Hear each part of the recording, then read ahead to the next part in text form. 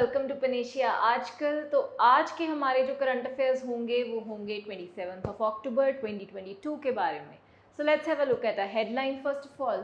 सो हमारी हेडलाइंस है Indian army celebrate 76th infantry day on 27 October.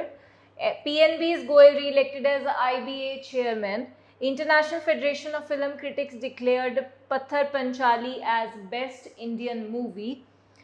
NISA bags Union Home Ministry's trophy for Best Police Training Institute.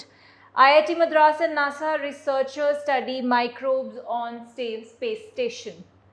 MCA appoints CCI member Sangeeta Verma as acting chairperson of CCI.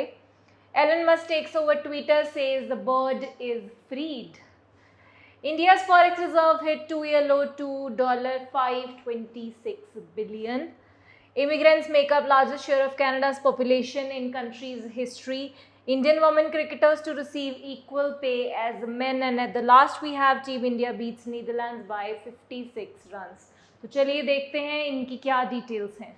तो सबसे पहले हमारे पास जो आज की हमारी news है वो है इंडियन इन्फेंट्री डे के बारे में, और इसको मनाया जाता है 27 October and this day is fixed. तो पहले मैं आपको इसकी हिस्ट्री के बारे में बताती हूँ। इंडिपेंडेंस के बाद 1947 में जब पाकिस्तान ने हमारे कश्मीर के ऊपर हमला कर दिया था, तो ये कहानी तब से शुरू हुई थी, और तब हमारे इंडियन आर्मी मैन वहाँ गए थे। उनको लीड किया था एक सिख ऑफिसर ने।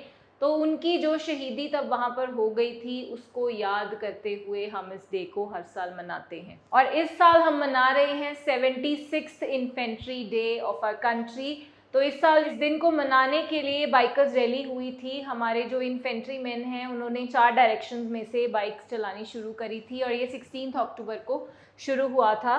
तो वो कौन सी जगह है? It is Wellington Tamil Nadu, Jammu and Kashmir, Shillong in Meghalaya and Ahmedabad in Gujarat. तो नॉर्थ साउथ ईस्ट वेस्ट चारों डायरेक्शंस में से उन्होंने इसको शुरू किया था। Next we are going to talk about Indian Banks Association. तो वहाँ पर कुछ इलेक्शंस हुई हैं उनके बोर्ड में। सबसे पहले हम चेयरमैन की बात कर लेते हैं। तो जो चेयरमैन हैं कमेटी के, वो एसोसिएशन के, वो री इलेक्ट हुए हैं। पिछले टर्म में भी वही प्रेसिडेंट थे और इस साल भी वही हैं। वो PNB के CEO हैं और उनका नाम है AK Goyal. He is managing director and CEO of Punjab national bank. तो इनके अलावा और जो हमारी वहाँ पे अपॉइंटमेंट्स हुई हैं, 3 डेप्टी चेयरमैन चूज़ किए गए हैं, जिनमें से फर्स्ट हमारे पास हैं Dinesh Kumar Khara, he is chairman of SBI। And next we have AS Rajiv, he is MD and CEO bank of Maharashtra. And then we have Madhav Nayyar, he is country head and CEO Mashreq Bank PSC. And also there is another appointment of honorary secretary जो बनाया गया है N कामाकोडी को। He is managing director CEO city union bank. तो Indian bankers association के under ये सारी नई अपॉइंटमेंट्स जो हैं वो रिसेंटली हुई हैं। नेक्स्ट हमारे पास न्यूज़ है हमारी इंडिया की एक बहुत फेमस फिल्म के बारे में, जो है पत्थर पंचाली, जिसको डायरेक्ट किया था बहुत फेमस हमारे डायरेक्टर सत्यजीत रे जी ने। 1955 की ये मूवी है। तो यहाँ पर international federation of film critics ने एक पोल कंडक्ट किया था। इट वाज अ सीक्रेट पोल जिसमें 30 मेंबर्स ने पार्टिसिपेट किया था। इस पोल के जरिए उन्होंने टॉप 10 इंडियन मूवीज़ जो अब तक बनी हैं उनकी लिस्ट निकालनी थी, और उसमें से टॉप किया है पत्थर पंचाली ने। तो ये पत्थर पंचाली जो है ये बेस्ड है एक नॉवल पर, जो नॉवल लिखी थी विभूति भूषण बंदोपाध्याय जी ने 1929 में। तो उसके ऊपर बेस्ड फिर सत्यजीत रे ने ये मूवी बनाई थी। तो इसमें जो एक्टर्स जिन्होंने काम किया था वो थे सुबीर बैनर्जी, कानू बैनर्जी, करुणा बैनर्जी, उमा देशगुप्ता, पिनाकी सेन गुप्ता एंड चुन्नी बाला देवी। तो ये इस मूवी को इंटरनेशनल लेवल पर एक्नॉलेज किया गया है। हमारे जो सेंट्रल पुलिस ट्रेनिंग इंस्टीट्यूट्स हैं उनकी हर साल स्क्रीनिंग की जाती है, और वो स्क्रीनिंग करती है होम मिनिस्ट्री। तो हर साल वो उन सभी इंस्टीट्यूट्स को स्क्रीन करने के बाद जो आउटपुट निकालती हैं कि सबसे बेस्ट कौन सा इंस्टीट्यूट है। तो यहाँ पर हमारे पास उसकी रिपोर्ट आई है। तो जो बेस्ट इंस्टीट्यूट डिक्लेयर हुआ है वो है नेशनल इंडस्ट्री सिक्योरिटी एकेडमी, जिसको NISA बोला जाता है। हाकिमपेट हैदराबाद में ये मौजूद है, और यहाँ पर जो बड़ा नाम आता है वो आता है CV आनंद का। तो जब ये वहाँ पर कमिश्नर ऑफ पुलिस थे तब इनके अंडर उस ऑर्गेनाइजेशन ने बहुत सारी सक्सेस अचीव की है, जिसकी वजह से उसको ये अवार्ड दिया गया है। Next in the news here we have a study of microbes.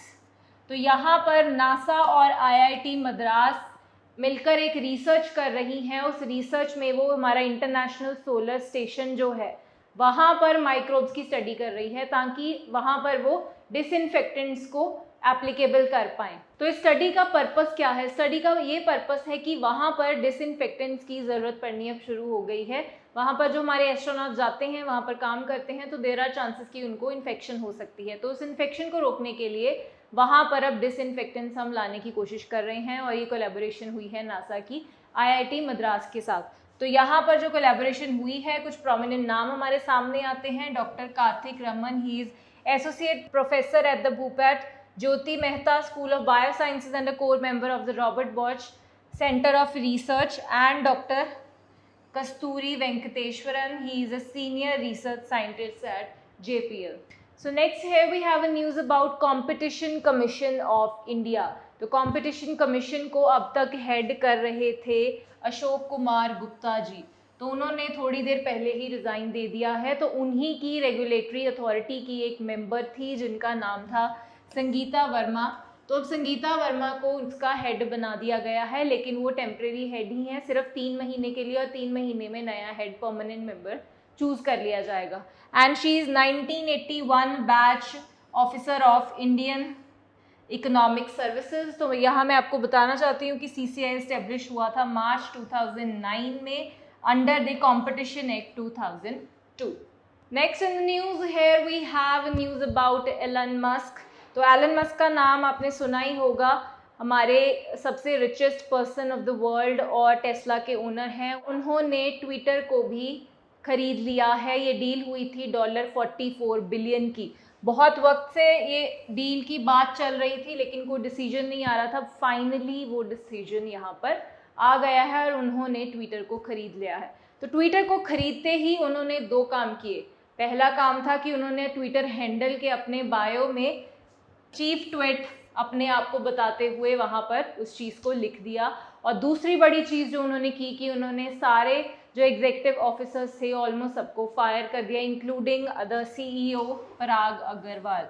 तो जिनको उन्होंने हायर किया है, यहाँ पर हमारे पास उनके नाम हैं। Chief financial officer Ned Segal, Vijay Gadde head of legal policy and trust, and Sean एजे ट्विटर जनरल काउंसिल। तो ये बहुत एक फेमस फोटो वायरल हुई थी सोशल मीडिया पर, आपने शायद न्यूज़ में भी देखा होगा कि एलन मस्क जैसे ही ट्विटर ऑफिस में जाते हैं तो उनके हाथ में एक सिंक है, और वैसे ही उन्होंने ट्विटर के ऑफिस में अपनी फर्स्ट एंट्री की थी। This is the true Elon Musk temperament. Next in the news है we have a report about foreign exchange reserve. तो अक्टूबर 14 को जो हमारा वीक ख़त्म हुआ था, तब हमारे देश के फॉरेक्स रिजर्व सबसे नीचे गए हैं अगर हम उसको पिछले 2 साल से कंपेयर करें।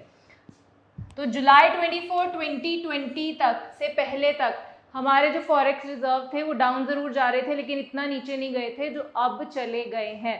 तो यहाँ पर आपको देखने को मिलेगा कि इट फेल बाय 4.50 बिलियन, और ये अब जो उनकी अमाउंट एग्जिस्टिंग है वो 528.37 बिलियन रह गई है। तो यहाँ पर 2 फैक्टर्स ने इसमें कंट्रीब्यूट किया है, 2 कंपोनेंट्स ने। First is foreign currency asset, जिसे हम FCA के नाम से जानते हैं, and the next is gold holdings. तो गोल्ड होल्डिंग्स की अगर हम बात करें तो इंडिया ने अभी गोल्ड जो इम्पोर्ट करना है वो कम किया हुआ है, that might be a factor in that. और बात करें RBI हमारे गवर्नर की, तो शक्तिकांता दास जी का ये ओपिनियन है कि वर्ल्ड लेवल पे जो इतना फ्लक्चुएशन आ रही है, हमारी जो करेंसी है उसकी वैल्यू डेप्रीशिएट हो रही है, तो उसकी वजह से ये सारे चेंजेस हमें देखने को मिल रहे हैं। तो यहाँ पर अगर आप देखेंगे तो हम बात कर रहे हैं इस पोर्शन की, ये जुलाई 1 से लेकर यहाँ तक का डाटा है, और हम बात कर रहे हैं जुलाई 24 के बाद। जुलाई 24 के बाद इतना कम फॉरेक्स रिजर्व इंडिया का नहीं हुआ था, और अब अगर आप देखें तो ये फॉल होता होता काफ़ी नीचे हमें यहाँ पर आता हुआ दिख रहा है। आगे हम बात करते हैं कनाडा की सर्वे के बारे में। कनाडा में जो सर्वे हुआ है उसकी एक बहुत ही अजीब तरह की रिपोर्ट वहाँ पर निकल कर आई है। उनकी कंट्री की हिस्ट्री में पहली बार उनकी पॉपुलेशन में इतना सारा प्रोपोर्शन इमिग्रेंट्स का हुआ है। जी बिल्कुल। और यहाँ पर हैरानी वाली बात ये है कि इमिग्रेंट्स में सबसे ज़्यादा प्रोपोर्शन अब इंडियंस का हो गया है, और इंडियंस की भी अगर हम बात करें तो सबसे ज़्यादा पंजाब के ही लोग मुझे लगता है देखने को मिले होंगे वहाँ पर। तो वो क्या चेंज आया है और कितना चेंज है हम यहाँ पर देख लेते हैं। 2016 में जो 12.1% थे, अब इंडियन इमिग्रेंट्स वहाँ पर 18.6% हो गए हैं। और जो नेक्स्ट बिगेस्ट कंट्री है जो वहाँ पे इमिग्रेंट्स हैं वो है Philippines, then there is China, Syria, Nigeria.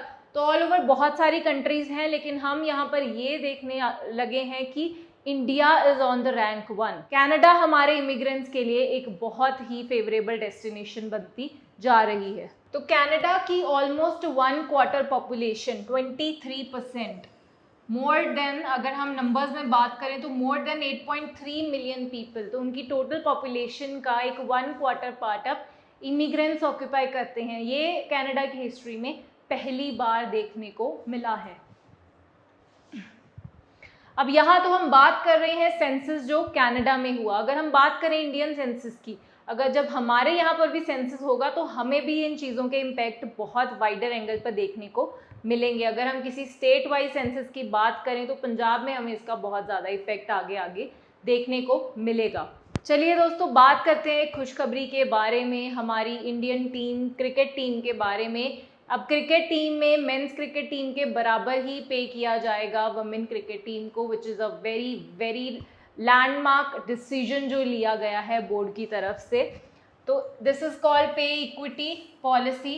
तो जो भी जितना भी अब तक पे किया जाता था मेन क्रिकेट टीम को, वही सेम अब वुमेन क्रिकेट टीम को भी पे किया जाएगा। जैसे यहाँ पर पेमेंट्स का हमारे पास डिटेल है, 15 lakh rupees for test match, 6 lakh for ODI and 3 lakh for T20 series. तो ये अमाउंट्स ऑलमोस्ट सिमिलर हैं to what is paid to the men cricket team. लेकिन अगर हम यहाँ पर बात करें सेंट्रल कॉन्ट्रैक्ट्स की, तो इसमें अभी भी डिफरेंस एग्जिस्ट कर रहा है। जब ये भी इक्वेट हो जाएगा तो 100% इक्वालिटी हमें हमारे इंडियन क्रिकेट में देखने को मिलेगी। Next we have a news about T20 world cup. और T20 वर्ल्ड कप में इंडिया की दूसरी बड़ी जीत हो गई है। It is a consecutive win for India. India ने पहले पाकिस्तान को हराया था और अब इंडिया ने नीदरलैंड्स को भी हरा दिया है 56 रन के साथ। इंडिया ने बैटिंग चूज़ की थी और बहुत ही अच्छी परफॉर्मेंस दी है यहाँ पर। रोहित शर्मा जिनके स्कोर्स 53 रहे हैं, Virat Kohli 62 not out and Surya Kumar Yadav 51 not out. और अगर हम ओवरऑल स्कोर्स की बात करें तो इंडिया का स्कोर रहा है 179 for 2, where is Netherland 123 for 9। तो बहुत अच्छी खबर हमें यहाँ पर इंडियन क्रिकेट के बारे में देखने को मिली है। Thank you so much friends for watching. मुलाकात होगी आपसे हमारी नेक्स्ट वीडियो में। बने रहिए हमारे साथ हमारे यूट्यूब चैनल पर। पनेशिया ट्यूटर लाया है एक एजुकेशन प्लेटफॉर्म जहां पर अलग अलग कोर्सेस जैसे कि IAS, PCS, UGC net, SSC और बैंकिंग एग्जाम्स के लिए ऑनलाइन और ऑफलाइन क्लासेस की सुविधा उपलब्ध है। Comprehensive coverage of all the subjects through quality video lectures है। एप्टीट्यूड का topic that is blood relation, uncles only daughter. He took the throne. तो जो थ्रोन पे एम्परर बैठते थे वो अपने साथ ले गए। Kohinoor diamond, the world famous Kohinoor diamond, वो भी मुगल ट्रेजरी से ले गए। फिर आया इकोनॉमिक प्रैग्मेटिज्म, यानी कि चाहे हमारे आपसे झगड़ा भी है तो भी हम आपसे व्यापार कर रहे हैं। जैसे चाइना है, हमारा झगड़ा होते हुए भी हम उससे व्यापार करें। PDF नोट्स और उनसे जुड़े हुए रिलेवेंट MCQs, साथ ही साथ comprehensive mock tests. So join Panasia Tutor for your successful and bright future.